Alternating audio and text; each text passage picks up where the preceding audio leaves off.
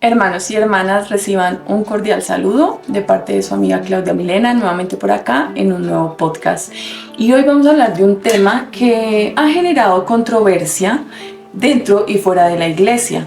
Y es que vamos a hablar específicamente hoy de Emma Smith, la esposa del profeta José Smith. A lo largo de los años, ella ha permanecido como un tema complejo, tanto para los miembros como para los no miembros. Muchas personas se han centrado casi por completo en las decisiones que ella tomó en los últimos años de la vida de José y después de su muerte. En ocasiones, estos sucesos complican a los santos y agradan a los críticos. Para entenderla, debemos conocerla y colocarla en su propio entorno y época, no en la nuestra. Debemos ver su vida entera, no solo una parte de ella, y es el tema que vamos a analizar hoy.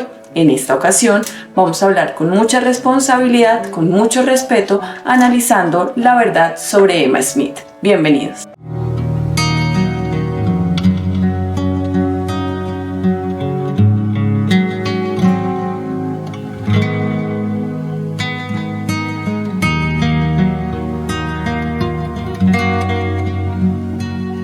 Y es que bien, Emma Smith nació en el año de 1804 en Pensilvania y tuvo inusuales oportunidades para una chica de su época. Fue muy educada, fue una joven enseñada en la escuela, incluso tenía ganado y otros bienes, posiblemente dados como pago por parte de sus estudiantes. Su familia tenía una buena cantidad de dinero. Imaginen entonces la preocupación de su familia cuando ella empezó a desarrollar un camino por José Smith, quien era de una familia pobre y granjera y casi no tenía educación formal, solo lo que su padre le había podido dar en casa como un poco más de escuela tradicional. No tenía una ocupación estable y estaba involucrado intensamente en la religión. Sin embargo, no era un miembro de la religión que profesaba la familia de ella. Y de hecho había recibido una visión a la edad de 14 años en la que se le dijo que no se uniera a ninguna iglesia existente porque ninguna tenía la razón. Emma vio en él lo que le faltaba a su familia. Ella, como muchos otros que lo conocían bien, vio una inteligencia innata, una disposición para trabajar muy dura y una inmensa integridad. Quienes lo contrataban lo consideraban como el mejor empleado que hubieran podido contratar alguna vez. Asistía a la escuela cuando se cortejaban, tratando de estar a la altura de ella. A pesar de la desaprobación de sus padres, finalmente ella se escapó. Vivieron con la familia de José y después con la de Emma por un tiempo. Ella trabajó duro para poder apoyar su misión. Cuando llegó el tiempo de que José Smith obtuviera las planchas de oro que estaban escondidas en tiempos antiguos por un ángel, un libro llamado hoy el Libro de Mormón, ella fue con él, orando en la carretera mientras él iba a abrir la caja. Se unió entonces a sus esfuerzos para protegerlo de los ladrones y se desempeñó incluso en ocasiones como su escribiente. Él no era lo suficientemente educado para escribir la traducción de las planchas. Así, mientras él traducía por medio del Espíritu Santo, ella escribía sus palabras. Otros escribientes hacían la mayor parte de la traducción, pero ella participaba siempre y cuando fuera necesario. Ella tenía entonces la fe suficiente, una fe para evitar mirar las planchas incluso cuando estaban en su habitación o en la cocina, a pesar de que con frecuencia las sentía y las movía de su camino mientras trabajaba. Más tarde se le permitiría a los testigos ver las planchas, pero Dios le pidió a Emma aceptarlos en la fe, un testimonio de que Dios le reconocía como una mujer de gran fe. Emma Smith hacía grandes sacrificios por el Evangelio de Jesucristo, por su esposo y por la iglesia. Ella no era perfecta y tomaba decisiones que parecen difíciles de entender para nosotros en la actualidad. Sin embargo, no cabe duda de que hizo sacrificios mucho más allá de lo que la mayoría de pioneros se lo podría pedir, y de que ella experimentó más solo su parte justa de sufrimiento. Ella perdió a varios de sus hijos. Sus primeros 3 murieron tan pronto que ni siquiera pudieron ser nombrados. Después de perder gemelos, adoptó a hermanos gemelos, pero uno murió después de estar expuesto al frío cuando una turba invadió su hogar mientras sus hijos estaban enfermos. Un hijo murió a la edad de 14 meses y otro murió menos de un año después. Dejaría a sus padres entonces en el año de 1830 para no verlos otra vez, ya que ella y su familia fueron forzados a trasladarse de un lugar a otro para evitar la persecución y la violencia. Su esposo fue arrestado esencialmente por ser profeta, dejándola sola al cuidado de sus pequeños hijos. Ella le escribió que solo Dios sabía cuán difícil era para ella huir de su hogar con sus hijos, abandonando todas sus posesiones y dejando a su esposo para resistir todo lo que pudiera venir. Una y otra vez ella fue entonces desalojada, a menudo sin una advertencia y sin tiempo para poder empacar sus pertenencias. Ella aguantó las burlas y los insultos de las turbas. La cómoda y pacífica vida que había tenido cuando ella era niña no le servía de mucha preparación para estar en esta nueva vida, pero ella lo enfrentó con fe. Ella consolaba a otras mujeres, las instruía y las ayudaba a edificar su propia fe. Frecuentemente se encontraba viviendo en la casa de otras personas y además de igual manera alojaba a completos extraños en su propia casa. Cuando un grupo de santos de raza negra llegó después de un viaje difícil y doloroso, tensionado por el peligro y el prejuicio racial, sus pies sangraban debido a que ya no tenían zapatos. Ella los sentó en su propia mesa y los alojó a todos en su casa como invitados hasta que pudieron conseguir un trabajo. Cuando una no pudo encontrar empleo, ella misma contrató a Jane Manning. Ella dirigió entonces a la Sociedad de Socorro, una organización auxiliar para las mujeres de la iglesia que fue organizada para educar a las mujeres y permitirles servir a los demás. Ella compiló el primer himnario también. Ella manejó casi todas las pruebas con gracia. A menudo estaba ansiosa y triste, pero se superaba. Sin embargo, enfrentó una prueba que resultó ser más de lo que ella podía manejar.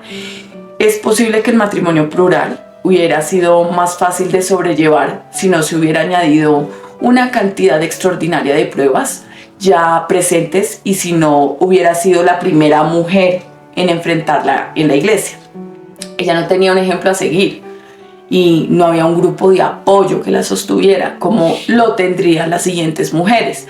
Al principio, cuando José admitió que había recibido una revelación acerca del matrimonio plural y que se le había dicho que era absolutamente necesario para llevarla a cabo, ella lo aceptó. Después, cuando Brigham Young era ya el profeta, la práctica fue refinada para que la primera esposa tuviera que aprobar a cada esposa posterior. Pero como vemos también en la Biblia, los refinamientos de las nuevas prácticas a menudo continúan a medida que los profetas siguen orando por orientación. Emma dio de vez en cuando su aprobación para matrimonios específicos. En otras veces ella encontraba que no podía manejar las decisiones que había tomado. Al igual que Sara en el Antiguo Testamento, primero animaba a su esposo para casarse con su sierva y luego descubría que era más difícil de lo que ella había esperado.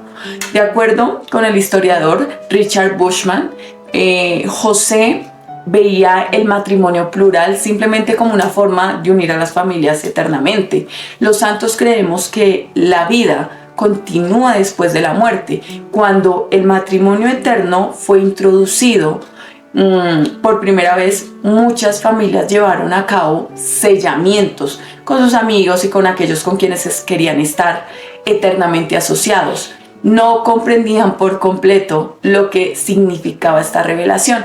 Muchos deseaban estar relacionados con el profeta por las bendiciones eternas que creían que esto le traería a esta persona. Él no cortejaba a las mujeres o hacía propuestas de modo romántico. De hecho, por lo general, llevaba a otro varón consigo o incluso le preguntaba a un padre o hermano para acercarse a la mujer. Él los instruía para que la mujer orara acerca de la petición. Los estudios modernos ahora de ADN han descartado que todos los hijos que Fran Brady había propuesto que eran de José por medio de otros matrimonios, dado que sí crió varios hijos con Emma. La paternidad es posible, pero a este tiempo no hay una prueba biológica de relaciones matrimoniales tradicionales y las únicas historias vienen de otras personas, no de las mujeres o del propio José. Para él parece que los matrimonios eran relativamente impersonales y estaban destinados a cumplir los requerimientos dados por un ángel y para unir a ciertas familias por la eternidad. ¿Cuál fuera la situación? Emma finalmente se encontró incapaz de afrontar el matrimonio plural. Bushman indica que Emma y José tenían muchas discusiones fuertes acerca de este tema y su relación se tensó periódicamente. A pesar de todo ello, ella siguió teniendo un testimonio de su papel como profeta y realizaba sus deberes fielmente. Se convirtió en la primera mujer en recibir la investidura del templo, lo que implicaba realizar convenios sagrados con el Salvador. Luego se convirtió en una trabajadora del templo, ayudando a otros con sus primeras experiencias en el templo. Durante este tiempo, su relación mejoró y José podría haber aceptado no tomar más esposas. Aunque su matrimonio a menudo tenía problemas después de la introducción de la pluralidad, Emma continuó cuidando a José. Cuando él fue asesinado, se inclinó sobre él y expresó su lamento de que lo hayan apartado de ella. Tenía un mechón de su cabello, el cual había cortado, y se lo entregaron. Lo llevó en un medallón por el resto de su vida. Quedó luego abandonada con sus 5 hijos, incluyendo su hija y 4 hijos adoptados.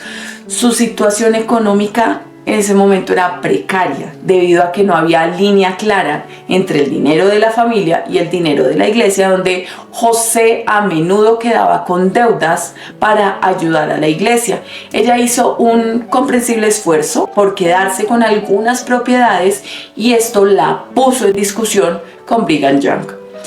Dado que no estaba claro cuáles de esas propiedades pertenecían a la iglesia y cuáles a ella y a su familia, algunos miembros de la iglesia la rechazaron inapropiadamente debido a su rechazo a la pluralidad y su franqueza sobre el tema. La iglesia ya estaba en un periodo de gran tensión y lamento, ya que el pueblo debatía sobre decidir quién sería el siguiente profeta y se enfrentaron a la realidad de que se encontraban nuevamente en gran peligro, pero ahora con un futuro totalmente incierto. Probablemente esto provocó que la gente se comportara diferente de como podría ser en circunstancias más suaves. Con la disconformidad por ambos lados, pronto se encontró a sí misma fuera de la corriente principal de la iglesia. Cuando los santos se marcharon a Utah, ella eligió quedarse. Se mudó lejos de Nauvoo por un tiempo para evitar el peligro, pero finalmente regresó a su antiguo hogar. Pudo utilizar las propiedades que poseía para sostener a su familia, pero con dificultad, especialmente desde que tuvo que cubrir sola las muchas deudas que José había dejado. Más tarde se casó con el alcalde Lewis Bidamon, quien había apoyado a los santos durante las pruebas, pero no era un miembro.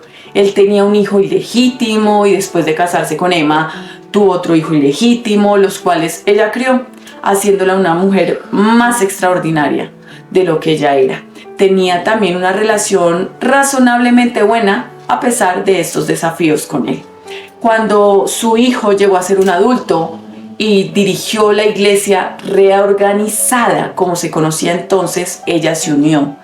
Sin embargo, nunca fue miembro verdaderamente activo de esa iglesia, ni tampoco se vio activa en ninguna otra iglesia. Ella admitió que había sido renuente a darle a sus hijos alguna vida religiosa formal, solo lectura personal de la Biblia y el Libro de Mormón, porque tenía miedo de que pudieran regresar a las muchas pruebas que ya habían enfrentado. Ayudó a cuidar de la madre de José y su suegra indicó que pocas mujeres habían resistido tantas pruebas como ella con tanta gracia. La vida de Emma realmente fue muy complicada. Su niñez y su adolescencia refinadas no estaban diseñadas para darle la capacidad que necesitó en la adultez, y aún así manejó casi todo lo que le pasó. Se sostuvo en su fe en Dios, en el Evangelio y en José Smith como un profeta a través de todo. Ella, pues por supuesto no era perfecta, pero lo que sí es asombroso es que fue tan perfecta como para darle las poderosas pruebas y persecuciones que ella experimentó. Sus dificultades entonces eran muy reales y habría sido un desafío para cualquier mujer que los hubiese enfrentado, principalmente sin la visión de la comprensión que el tiempo da. Eran suficientes como para derrotar a cualquier mujer, y si ella al final hubiera estado cansada de abrirse paso en la vida, se podría haber comprendido. Los santos modernos empiezan a estar de acuerdo con Emma como que fue la dama elegida a la que Dios llamó para estar en una revelación, pero también como una mujer real, una mujer humana al mismo tiempo, quien luchó por Dios tanto como tuvo que hacerlo antes de elegir la vida más calmada a la que pertenecía. Ella permaneció con su esposo aun cuando enfrentaron dificultades en su matrimonio. Después de su muerte, se resistió a las insinuaciones de negar su papel como profeta, dado que no dejó un diario. En realidad no sabemos cuál es la verdad completa acerca de Emma Smith, pero sí sabemos que fue una mujer destacable. Como empezamos el podcast, hermanos y hermanas, es fácil juzgar, y especialmente cuando no se ha vivido los suplicios, pero esa es la verdad de Emma Smith. No hemos contado más que su vida y tratando de entender un poco, pues por las dificultades que ella tuvo que pasar junto al profeta José Smith. Gracias por acompañarme hasta esta parte del video. Conmigo su amiga Claudia Mirena, que será hasta el próximo. Adiós.